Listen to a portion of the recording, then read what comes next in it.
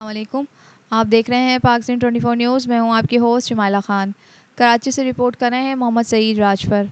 जमात इस्लाहुल मुस्लिमीन ज़िला मलीर जोन का अय्यूब गोट, सखिया गोट, जोझार गोट, लासी गोट और इस्लाम गोट का दौरा, जिसमें मजलिस आमला के प्रोग्राम के हवाले से बातचीत हुई कि इस प्रोग्राम को कैसे कामयाब किया जाए।